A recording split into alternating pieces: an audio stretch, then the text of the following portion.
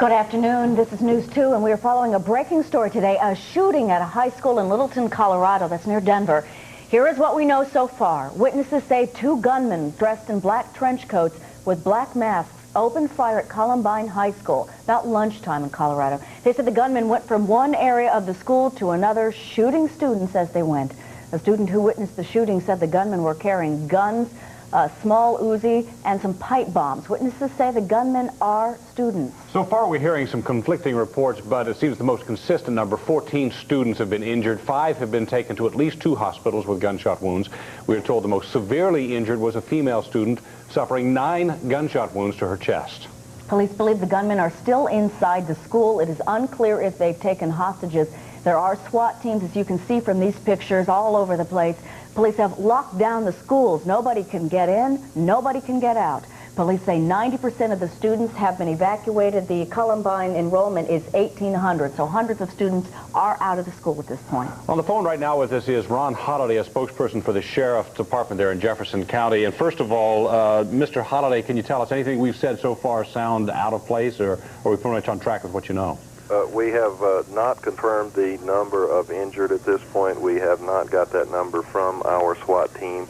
The Jefferson County SWAT team is indeed in the school and is methodically going through to find these shooters. Any idea, Mr. Holliday, hostages? We've heard reports of that. Do we know the gunmen are holding students at gunpoint? That is unconfirmed. We know there are at least 2 rooms that have students and faculty sealed off in them. They are at this point, as best we can tell, safe and are not being held hostage. Okay, Mr. Holliday, the big question, obviously, who are these gun persons? I don't even know if we can call them gunmen. They're young men, if anything. Who are they?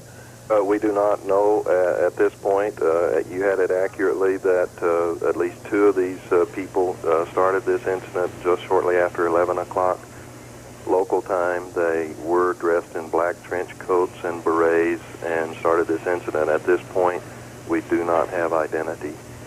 And Mr. Holliday, the students were able to get out. I've seen pictures. They're just running for their lives.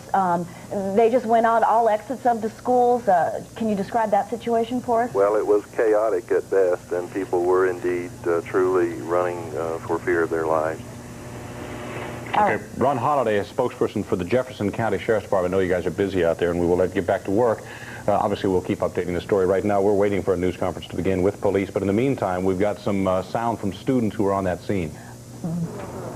This right here is some of the video of one of the students brought in. Again, the most severely we've heard is a girl who was shot 9 times in the chest, and we're told that these students taken to hospitals were able to talk to the doctors. We have not heard at this point if any of the students is near death, but 5 people hospitalized, 14 injured. It's also believed one of those injured, at least one, is an adult. And the important thing to note is it's still going on. Again, at least 2 gunmen are inside that school right now, so the exercise is how to get them out of there without anybody else getting hurt. So obviously this is a story we will continue following throughout the day. We will break in with news as it warrants, and of course we'll have full details on News 2 at 5. Stay with us for more developments on this breaking story. See you soon.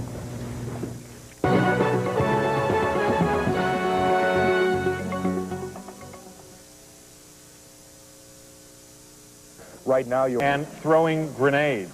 The grenade part has not been confirmed, but explosions have been heard as witnesses have reported it to authorities. A short time ago, a dramatic rescue, the SWAT team rescuing a number of students, as you see them there. Between 10 and 15 students who were trapped inside Columbine High School were rescued and are now in safe hands.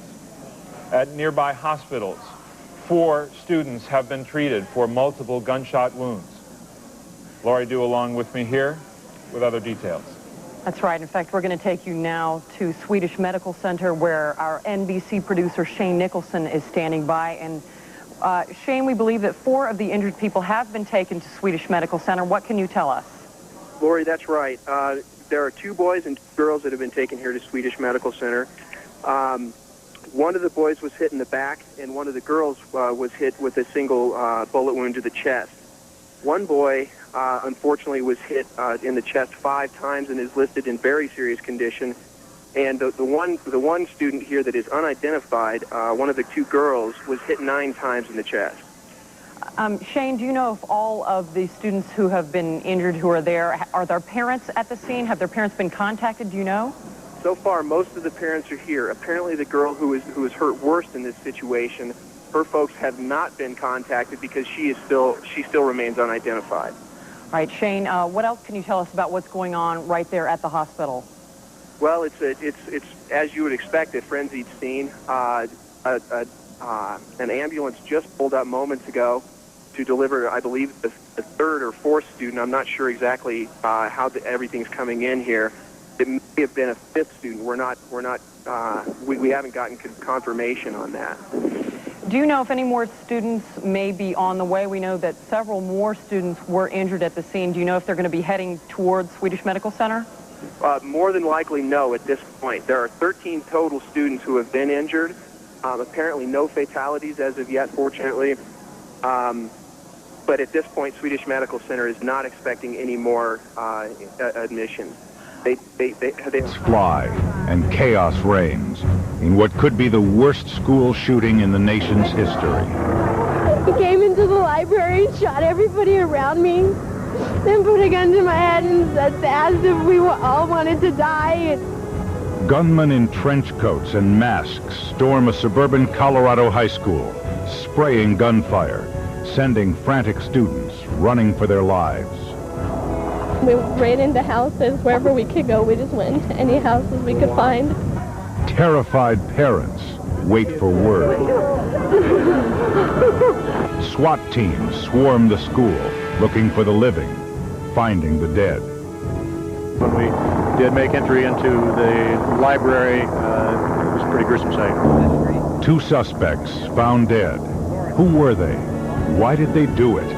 And after 8 school shootings in 2 years, many wonder, how could it happen again? Even the president seemed at a loss.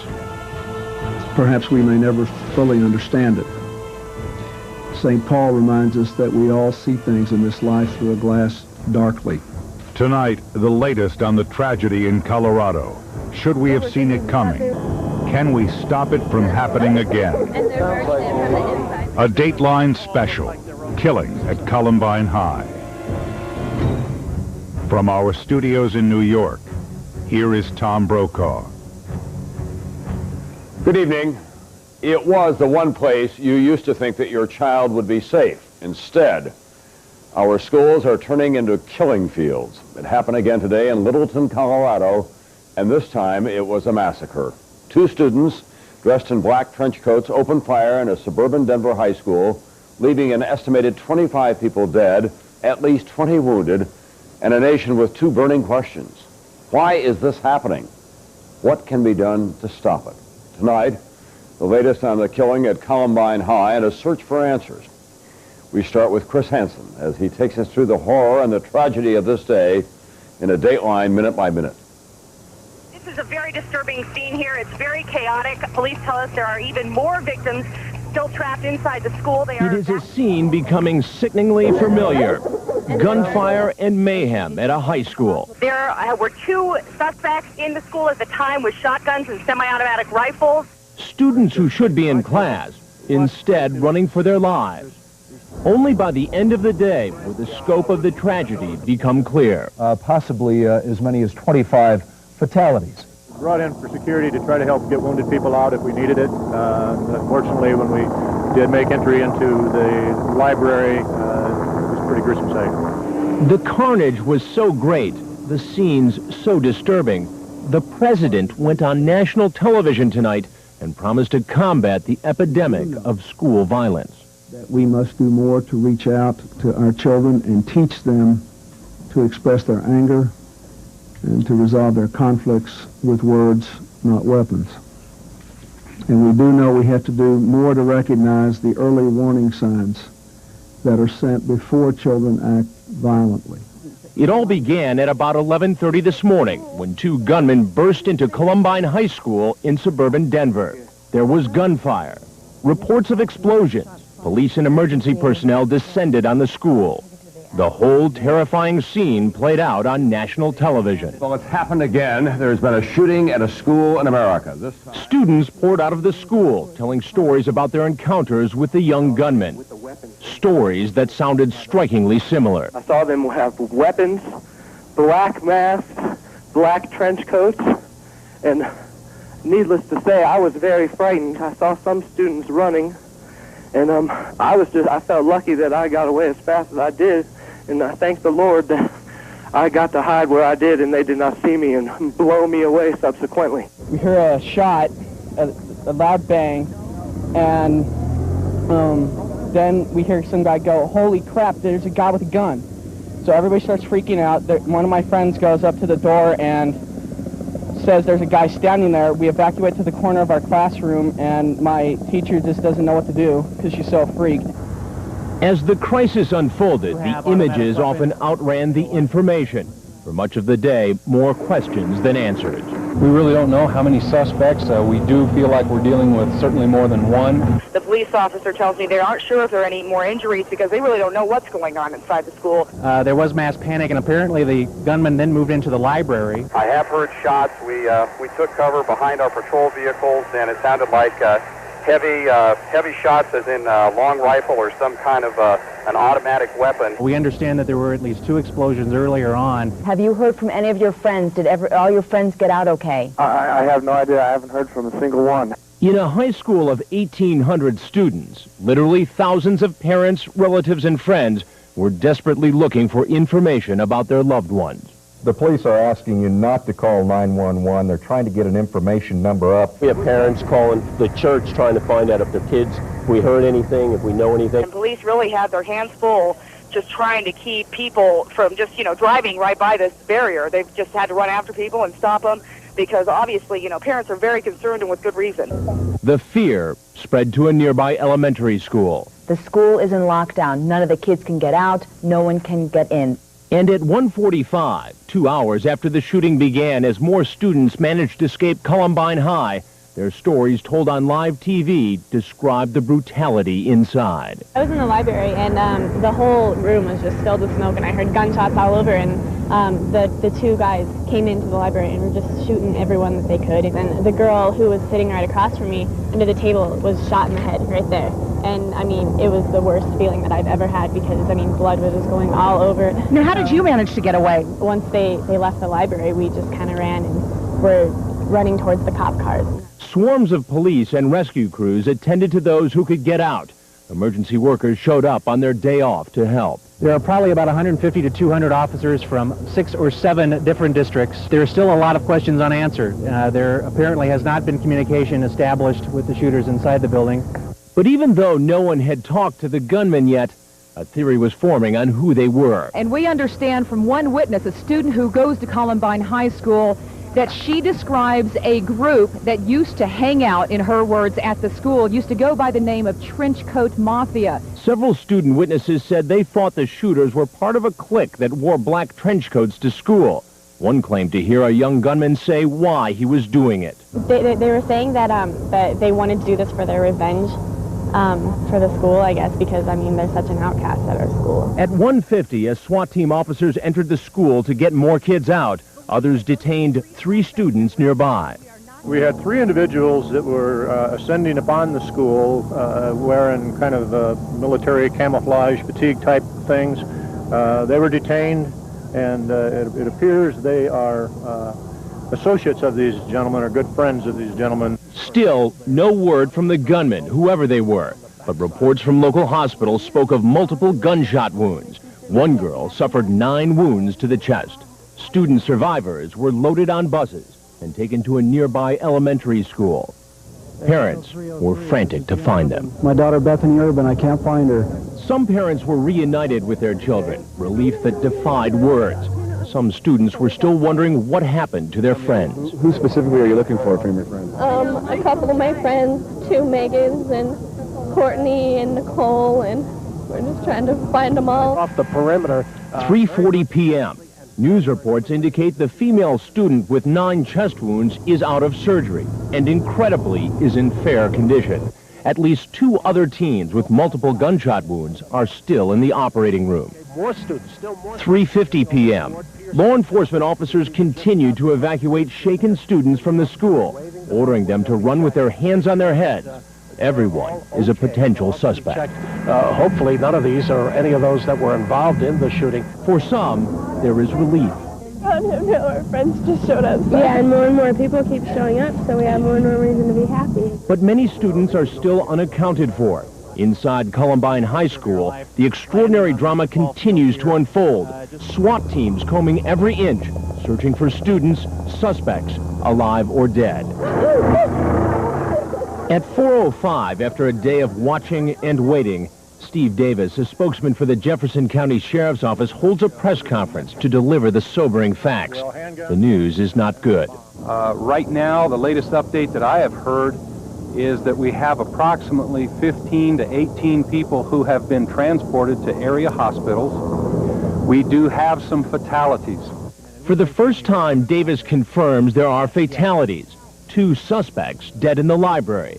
And Davis says the death toll inside could be as high as 25. It's unknown whether those fatalities are students, faculty, or a mixture of both. The scene inside, Davis says, is gruesome. Explosive devices were also found near the dead suspects.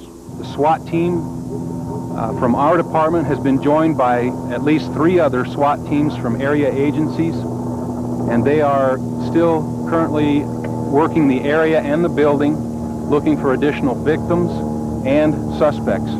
A third potential suspect, not at the school, has been taken into custody.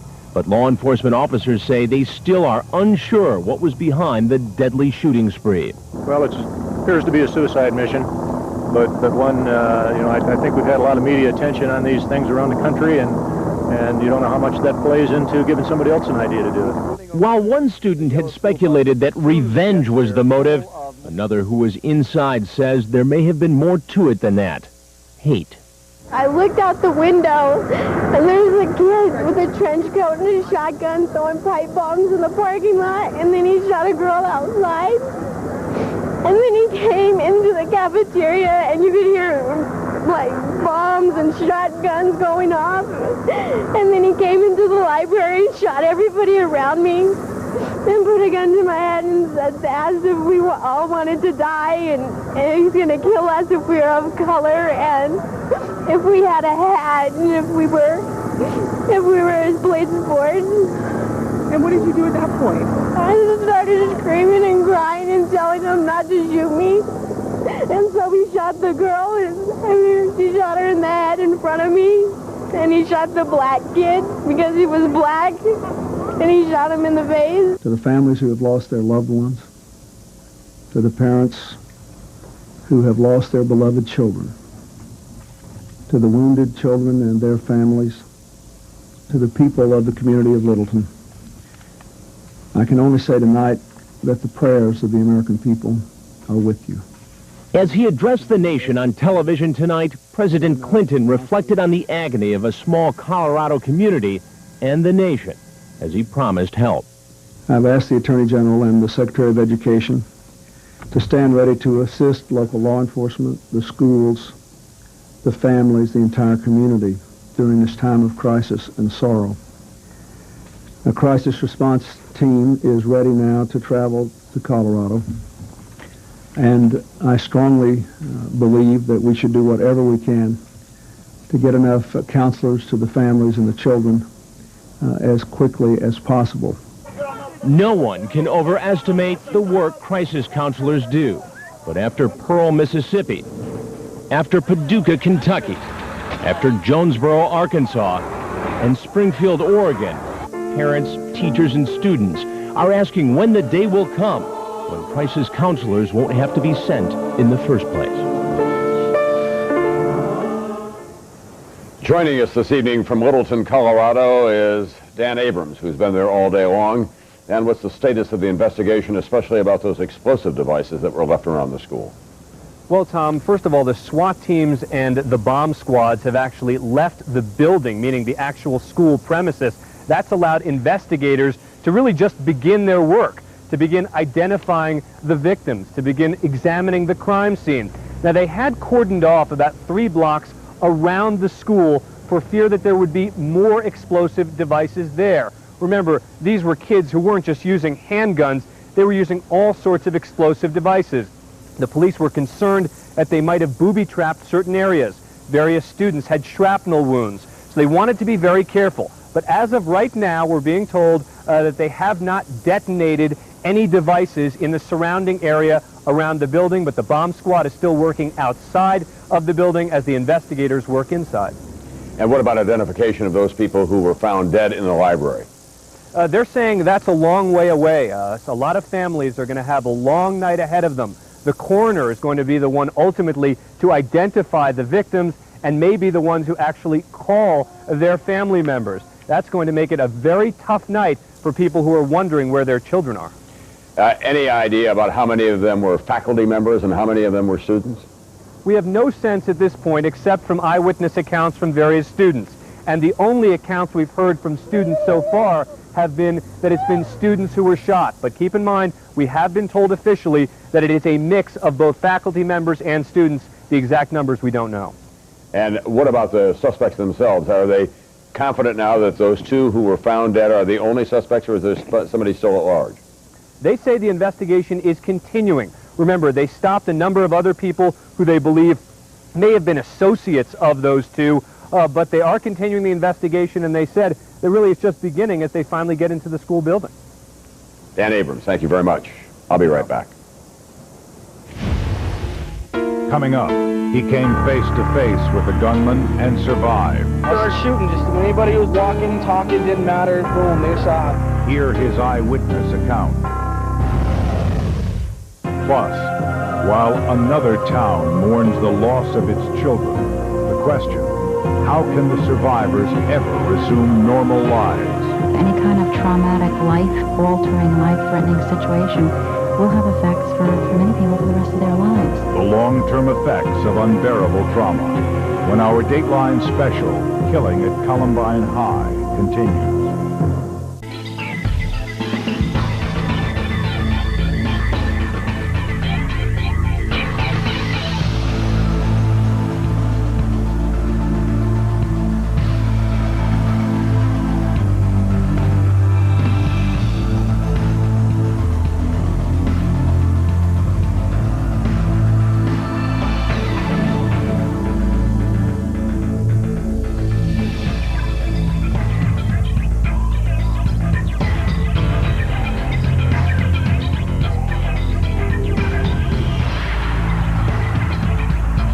Shepard Smith live tonight at Columbine High School in Littleton, Colorado, and the latest as we know it is this. Out of a press conference, a briefing, an off-camera briefing just moments ago, police have informed us they believe approximately 25 people have been killed. Another 25 are injured, the 25 dead, including the 2 suspects in this, but they stress repeatedly the number is not a solid one. They don't know exactly how many people have died in this incident. They're hoping to have that by early morning. Right now, SWAT teams and the bomb squad are inside Columbine High School making a second sweep of that building. They've found further explosives within and other explosives inside vehicles in the school parking lot. It is believed at this point that no other suspects are involved here. No other charges are pending. No one else is in custody at this hour. Immediately following this most recent bomb search, there will be yet another. And when that's complete, then and only then will investigators go in to try and figure out exactly how all of this happened. So far, investigators admit the majority of their information, if not all of it, coming from faculty and from students who were inside the school at the time. And one of those students is Josh Nielsen, who is a junior at Columbine, was inside when the gunshots began, when the pipe bombs went off, and he's with us once again. As you look back on this, should anyone have known, should anyone have had an idea, these kids got problems, these kids need to be watched? Well, I mean... The signs, were there any signs? Well, I think the fact that they kept to themselves and basically looked like the kind of people that had a hard life, or I guess you could say, I mean, they weren't very sociable or anything. These were the outcast kids? Yeah, the outcasts. The kids nobody liked and pushed aside? Yeah, exactly. I don't know, a lot of people gave them a lot of a very hard time, and started rumors about them. What kind of rumors? Saying that they were gay. I mean, stuff that most people would just brush off their shoulders, but I think they held it all in until it came down to this. Now, our understanding is, and this from police reports just a short time ago as a matter of fact, police tell us that this is the birthday of Adolf Hitler, and that these guys had talked about how on this particular, actually this part doesn't come from police, but they do say that they believe there is some sort of connection here, and that police believe there is speculation among the police ranks that that might be part of it. Were you hearing that kind of stuff at school? Yeah, I was. I know that they talked a lot, I guess, about stuff like World War II and stuff, and I did hear that they planned on doing it on Hitler's birthday from other students. Whether they actually did or not, I don't know, but it would seem like something they'd do. Your friends, other classmates who were in there and heard all of this, describe how people are doing.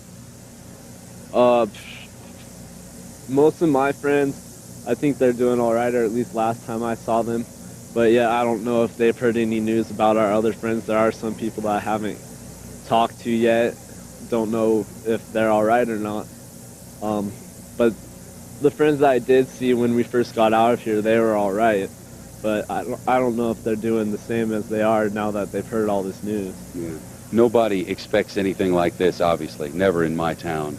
I'm sure all those thoughts are in your head. But is there any sort of thing that maybe people around the country watching ought to know? I mean, is it time to pay a little more attention, or what do you think? I think that, I mean, if you're thinking that it can't happen in your own town or it's impossible, well, that's not true. It's possible anywhere, no matter what. There's no exceptions. Everybody, this could happen to anybody. These are just people that decide to go with this, and every place has people that can make those decisions. Josh Nielsen, thanks for being with us. Get yourself some sleep tonight. Yeah. We'll be thinking about you guys. All right, so many people in this community have found comfort, as often is the case in these sort of situations, in their churches. And as we drove in tonight, we were met first after leaving the Denver airport by a police officer who told us we couldn't drive through a particular neighborhood because there were fears that there might be bombs there. They sent us on a round trip around a couple of blocks and by a very large church, which is just about 2 blocks from here. And as we drove up, at first we thought it might be this command post, but instead there were hundreds and hundreds of cars lining a major thoroughfare and into a residential neighborhood, and all of those cars had emptied and made their way into a sanctuary nearby, and certainly that is good news for all those in this town. With me now, Reverend Joel Miller, who's the minister of the Columbine Unitarian Church. Yes. Step over just a little bit if you could. I can't, where do you start with people who have been through such a tragedy? Starting with, most of my parents are stunned. They really don't know what to think or what even to feel yet. It's a tragedy of such magnitude for us here in this community, especially because this community it's a very diverse community, economically, socially, racially, but it has one thing in common. The people in this community love their children, and it's a very family-oriented community. So this tragedy hits us right at the very center of our souls. I don't know a lot about the town, but I know from speaking with people that it's a town which kind of sprung up about 20 years ago, middle class to upper middle class, normal kind of place. Yeah, very much so. People who do everything from drive trucks, rocket scientists, teachers, physicians, painters, drywall hangers. I mean, all kinds of folks live here. Your challenges are going to be enormous in the days to come. Tonight, as you meet with and counsel with people, what are you finding are the most immediate needs?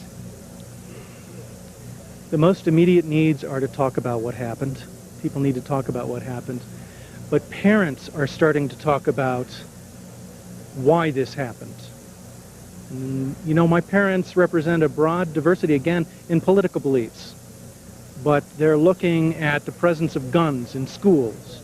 And tonight, is there a message for parents whose kids are running around in the backyard right now? Yes. Our kids need our love and attention. We need to, as a nation, spend more attention and care and resources on their well-being, their recreational life even, their spiritual lives.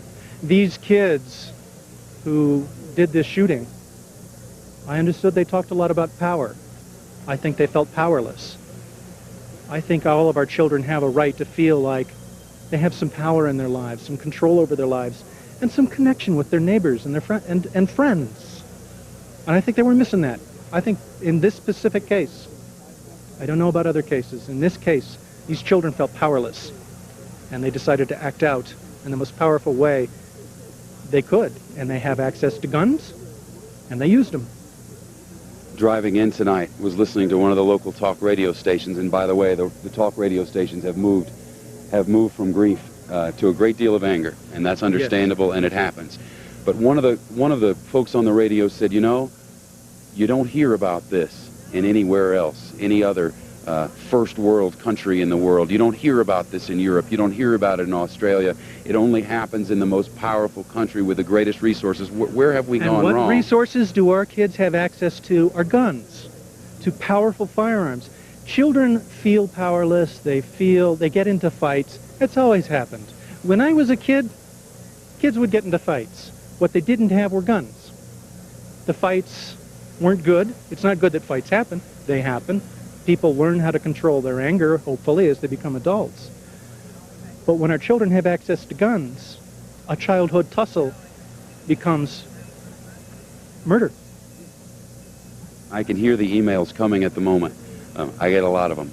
And a lot of our viewers are saying right now, guns don't kill people, people kill people. And furthermore, we're kind of in a position now where there are more guns than human beings. Since today we can't get rid of the guns, what can we do to try and keep this from happening somewhere out there tomorrow? It's true that the guns don't kill people. The guns represent a belief that use of power will solve our problems. And really, the guns are out there, and they'll always be out there. What we need to do is to care for each other as neighbors. We need to be good neighbors across faith. Muslims and Jews and Christians and atheists, all people of all these faiths in our community, of all backgrounds, they need to look to each other for support.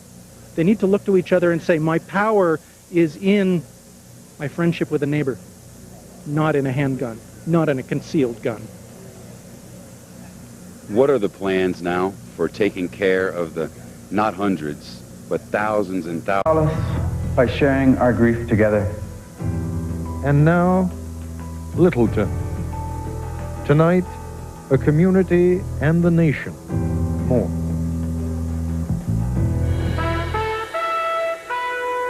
From ABC News, this is Nightline. Reporting from Washington, Ted Koppel. Think about this. In 4 weeks of air action against Serbian targets in Yugoslavia and Kosovo, the U.S. military has yet to suffer a single casualty. In a few hours of mindless violence today at a suburban high school outside Denver, 2 kids are believed to have killed and wounded about 50 of their classmates and then killed themselves. As we all begin to process what happened and begin to wonder why, consider this. According to one of the students from Columbine High School, who'll be joining us in a few minutes, the shooters may have belonged to a group that was known as the Trenchcoat Mafia. There were about 8 or 10 of them who wore black trench coats to school every day, no matter what the weather, and some of them used to draw swastikas on their body. It may or may not be relevant, but today, April 20th, would have been Adolf Hitler's 110th birthday. When you're trying to explain why high school students would blow away 25 or more of their classmates, wounding a similar number, one theory seems to be as good as the next. So what did happen today in Littleton, Colorado, this place that most of us had never heard of until today? Here's ABC correspondent Judy Muller. Shortly after 11:15 Mountain Time, the first signs of trouble. Outside Columbine High School, in the parking lot, students hear the sound of gunfire. And we looked over and we saw some guys peeking around the corner with guns. and we saw him shoot 3 people in the parking lot, and That's when we knew it was real. Yeah. They saw the gunman throw grenades or pipe bombs on top of the school roof. A number of witnesses recognized the two as members of a group called the Trench Coat Mafia. Yeah, they like wear trench coats every day to school, like, and wear makeup and paint their nails and stuff. They're just like, I don't know, everyone kind of thinks somebody's different, and they always just hang out with themselves only, kind of associate themselves with like death and violence. They always wear black clothing or dark clothing, glasses, berets. They get made fun of a lot. Not a lot of kids like them. Yeah. They get made fun of a lot. Yeah, by other students sometimes. 11:30, the fire alarm was sounded. School teacher Paula Reed hustled her students out. As I got outside the building, like right outside the building, teachers and administrators were yelling to the kids, get them out of here, get them out of here, get them all the way to the park. At first, she said, there was no panic. Kids started to run out of the gymnasium saying there are people in there with guns. But the general reaction from most of the people around me was, yeah, right, because there are no guns to speak of at Columbine. At least that's our perception of things. But many students were trapped inside the building. For the next hour and a half, the two gunmen made their lives hell as they roamed the hallways, classrooms, and cafeteria, firing in every direction. I heard people pray for their husbands, their children, you name it. And at that point, these guys would kill them just to kill. Senior Nick Foss witnessed the horror before he managed to escape. I've never seen so many dead people in my life, and some of my friends did. You know, I've never seen someone's face shot off in front of me. It's not cool, not pretty. I can't get out of my head. Some of the worst carnage was in the library. There was a guy at a table right next to me and her, and they just shot him, and then walked away, and then he was just sitting there in a pool of blood. We all got under the desk, and then they just started coming in the library and opening fire and shooting off bombs. By noon, police SWAT teams had surrounded the building. They pulled students out whenever and however they could. One student who'd been wounded was pulled through a second-floor window. At a time when students would normally be finishing their lunch and returning to class, they were still fleeing, many taking refuge in nearby houses. The scene was chaos as paramedics tried to treat the wounded and parents tried to locate their children. Some of them were reunited at a nearby school. All the while, inside the Columbine High School, the shooting continued. At 12:15, the first of the wounded were taken to nearby hospitals. At approximately 1 p.m., nearly 1.5 hours after the shooting began, the SWAT team entered. Dozens of students ran out with their hands in the air. Police were wary that the gunman might try to escape by blending in with the crowd. As the afternoon wore on, the wait became excruciating for those parents who had still had no word of their children. Many of them gathered here at a local public library near the school, where lists had been posted of names of children who had called in to let their parents know they were all right. For those who could not find the name on the list they were looking for, it was a very, very long day. Between 2 and 4 p.m., the scene in this neighborhood was one of extremes. Joy when families were reunited, and despair when the minutes ticked by with no news. Every now and then, an official would read off an updated list of those found. Then, at 4:16 p.m., the sheriff held a news briefing to deliver the news everyone feared. Well, we've transported initially 14 to local area hospitals with gunshot wounds, and we've had, what I understand, 25 additional victims that were deceased. 7 p.m. Parents, students, teachers, and neighbors gather at the Light of the World Catholic Church, just a few blocks from the high school. And throughout this stunned community, people were repeating the same thing that too many other communities have said in recent years. I just keep thinking that this does not happen at our school, and that I'm going to wake up and this is going to be over. Because, God, not at Columbine, you know? It happens in some other school somewhere else. It doesn't happen here. Now that it has happened here, the gruesome but all too familiar denouement begins. The search for a motivation, the calls for tighter gun control, the counseling sessions at school, and the endless, endless grief. In Denver, I'm Judy Muller for Nightline. Tomorrow morning's Denver Post identifies the two suspects as 18-year-old Eric Harris and 17-year-old Dylan Klebold. Both reportedly died of self-inflicted gunshot wounds. Joining us now from outside the scene of today's tragedy, John Stone, the Jefferson County Sheriff. Rough day, huh, Sheriff? It was a rough day. sad day for Colorado. A sad day for the country. What is it that you can tell us about the situation inside that building now? Because I gather you still haven't been able to remove the bodies. That's correct. We have an unsafe situation due to the amount of bombs we found in the school. We removed 12 of them out of there so far. We're running into booby traps at different locations due to the late hour here right now, and we're going to secure the site for the night. We can't even go in and remove bodies or do any of that identification because of the massive amount of ordnance that we run into in the building. It makes it an unsafe situation right now. When you talk about bombs, what are you talking about? Pipe bombs or grenades? I haven't seen any of the devices yet, but a lot of them are handmade devices, and but we've exploded several of them. We found them both outside in the parking lot of the school, outside of the school area, and so far a dozen of them in the school. When you find them, and you've referred to booby traps, in what way are they set up to explode? Well, we found one device on one of the suspect's cars that was set to detonate the gas tank as our officers were trying to secure it. We've got ordnance on the bodies of the suspects that needs to be deactivated before we can move those bodies. So in other words, if I hear you correctly, before they killed themselves, they booby-trapped their own bodies?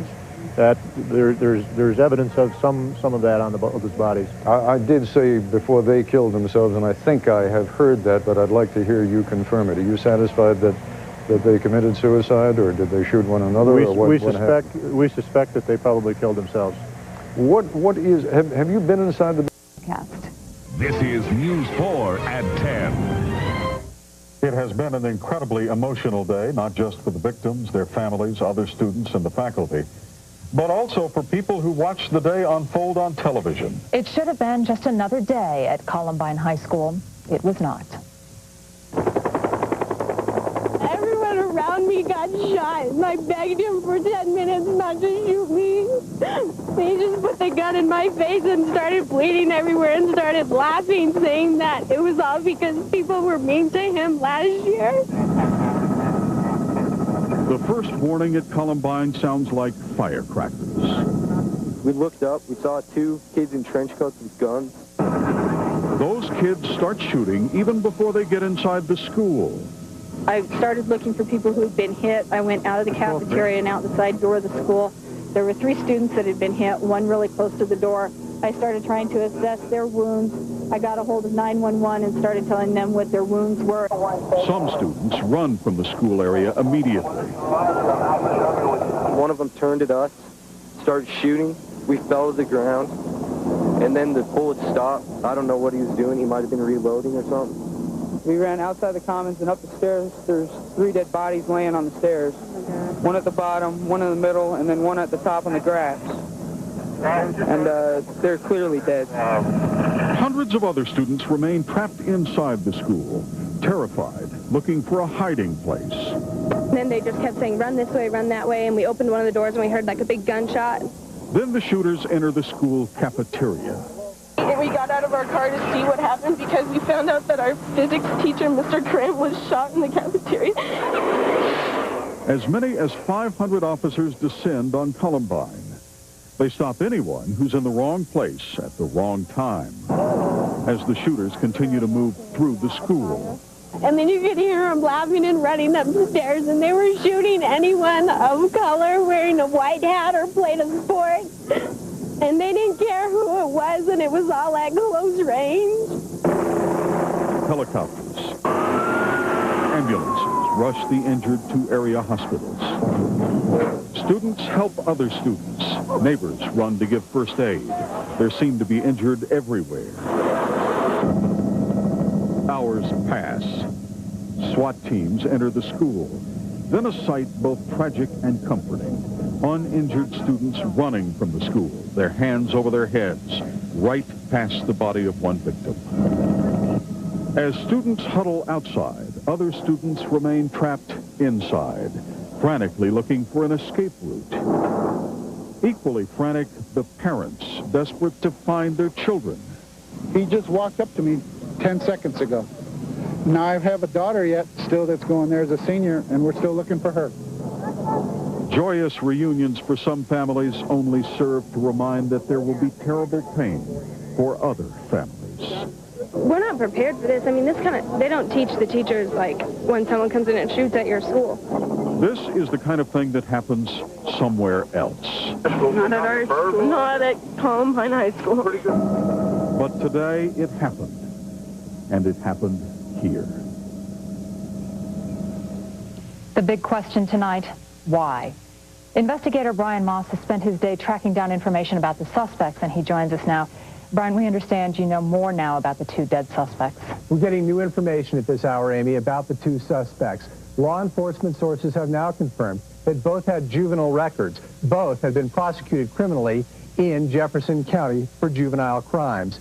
Friends say the two were involved in a small, nonconformist group called the Trench Coat Mafia. No more than 8 students or so at the school. Wearing trench coats was a trademark. They would also wear lipstick and eyeshadow, and they would try to appear threatening.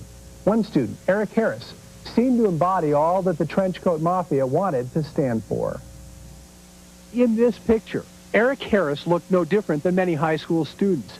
But those who knew him say the high school senior was anything but normal. He was a scary kid.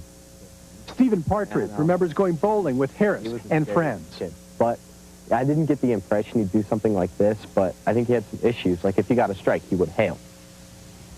Like he was hailing to Hitler. Other friends say Harris came from a good family, but was wrapped up with a small group of friends in what was known as the Trench Coat Mafia. On various internet sites, the fringe group seems filled with hate and acknowledges they are hated in return. One site, reputed to have been created by Harris himself, lays out directions on how to make pipe bombs. Randy Brown says he saw the trouble coming a long time ago. He says he filed complaints with Jefferson County authorities on how Harris had threatened to kill Brown's son. We actually went to Jefferson County Sheriff, 2 official visits to talk to detectives and members of the bomb squad. He had threatened my son's life on the internet. He was making pipe bombs. All of this was available information on the internet. We took it to the police over a year and a half ago, and nothing was done. His actions just seemed like he really had a lot of anger. Like Mr. Brown said, he had a lot of anger. He needed a release, but he didn't have one. And I think that's what finally happened today, is that he just let it all out. To date, Jefferson County authorities, who have their hands full tonight, have not been able to confirm any of those written complaints about Eric Harris. Now, the second gunman, who friends say was more of a follower, is identified this evening as Dylan Klebold, also a Columbine High School student. The Jefferson County Sheriff's Department says it is talking to 2 other young men to see what they know about today's massacre, but the Sheriff's Department is stopping short of calling them suspects. Back to you now. Brian, any word on what Harris and Klebold were prosecuted for before? Sources have told me that one of the 2 faced charges for first-degree criminal trespass. I don't know what the second was prosecuted for, but both had been prosecuted as juveniles in Jefferson County before. Thanks, Brian. As many as 500 police officers have been at Columbine High School all day. Investigators continue to work the scene at this hour. News 4's Suzanne McCarroll has also been on the scene since this morning. What's the latest from there, Suzanne? Well, right now we're told that the bodies will not likely be brought out until late tomorrow morning or even early tomorrow afternoon. Paramedics recently came out who went inside and described the scene in there. They say many of the bodies are seen huddled under their desks, obviously seeking safety and protection from the gunmen as they came in. It's a horrifying sight, according to the paramedic. And he says that there are bodies everywhere inside, and that was one of the most disturbing things to him, is not just the scene, but how many bodies were inside. Now, right now, SWAT team members are paired up with bomb squad members. They are going on a buddy system to make one final sweep inside the school, because earlier this evening they found about 12 pipe bombs both in and around the school. We want to show you some video that was shot just in the last hour. This is on the school perimeters. And it's not inside the school, but this is as they are making a sweep of the parking lot. And in the parking lot, west of the school, they found 2 cars with explosives inside. They were covered with blankets. And again, this is video shot on the school premises. The drama began about 11 o'clock this morning as the students filed out of classrooms telling horrifying stories of what was going on inside Columbine High on a Tuesday morning. hall, and the principal came running around the corner and told us to get in the gym. And the guy started shooting. We heard the gunshots and we saw the smoke from the guns, so we just started running as fast as we could. We ran outside the commons and up the stairs. There's 3 dead bodies laying on the stairs. One at the bottom, one in the middle, and then one at the top on the grass. And they're clearly dead. We saw 2 kids in trench coats with guns, and another kid just standing there on the side of the school in white. We saw him, one of them turned at us, started shooting. Toward you? Yeah, towards us. We were probably 100 yards away. We fell to the ground, and then the bullet stopped. I don't know what he was doing. He might have been reloading or something. And again, back here live, 300 to 500 police officers on the scene looking for clues, but as they search for clues, the students here really just have one question: why? And that's something police may not ever